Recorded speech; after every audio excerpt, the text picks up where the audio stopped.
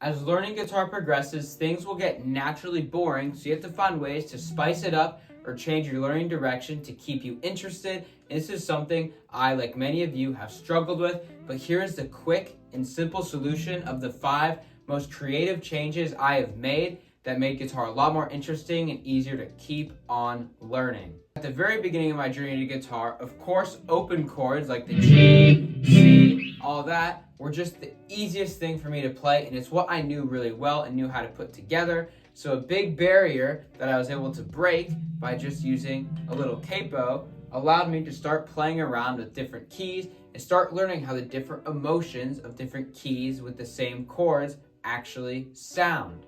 But there was one really big error with that, and that was doing it too early. When you use the capo to start learning things at a more advanced level, make sure you understand bar chords and extended chords before you do that, so you actually have less limitations doing it. Put the capo on, and then you might not have the capo to start not knowing how to play anything else, but for the sake of just trying to spice something up with open strings.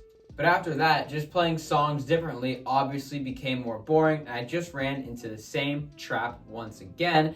But this time, there was something else I did that actually launched twice as more creativity out of me and way more interest, and that was learning different styles.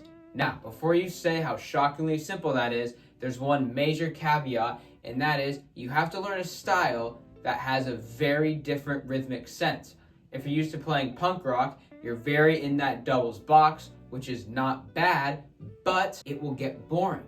So when you go from that to trying to play something in a more funkier, so now if you try to move over to something more in a disco funk realm, all of a sudden you're gonna be learning these different rhythm patterns that you can take back over to maybe the punk stuff you like more and play it in a more interesting and diverse way that will make you a lot less bored. Which brings me to my third topic of interest, was I learned a countless amount of songs and have forgotten a countless amount of songs, but the one thing that's allowed me to remember songs are them either being my favorite or songs I was able to transpose into my own guitar playing style. I've taken some of my favorite punk songs and kind of funked them up a little bit to make them catered more towards me, and this is something I highly recommend you do, because this is where the creative and style really comes out after you learn the prior 2 things I said before, and then you can carry this over to the 4th huge creativity burst that I found, which was when I went to online learning platforms. Instead of looking at the guitar parts, I actually paid attention to the bass and the vocal parts. And then I learned how to sing with my guitar and play bass with my guitar. Obviously, it sounds different. Do not get on me for that. But there's one huge issue this solves. Typically, when you're an early stage guitarist and you're playing and you get in another setting, you might understand what a drummer is doing because it's so in your face, but you don't know what a bassist or a singer or keyboard player is doing. So when you start to learn their perspectives of a same song, you start to see how these relationships actually build together to create something that sounds amazing. And after you solve that problem, you get a bonus solution of now you might understand how to make something that sounds more melodic and catchy on guitar, because if you learn more popular songs, those vocal melodies are typically repetitive, catchy, everything you actually want to translate into a guitar solo. And after all that, you're gonna have so much creativity to burst. And the 5th thing is going to put you way over the top, because you're gonna be doing something that I have not heard other people really talking about for guitarists.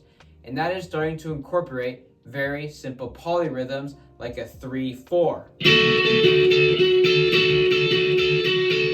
Which is a lot easier than it sounds once you learn how to phonate it like this. Phonate this by using Pass the Bread and Butter, and now you can incorporate it into any solo, any song you're covering, any song you're creating, along with the other 4 creative guitar tips.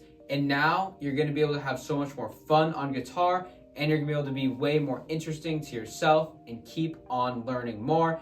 And other techniques such as palm muting can help. And if you want a video on that, watch this video. And of course, subscribe if you want more content like this.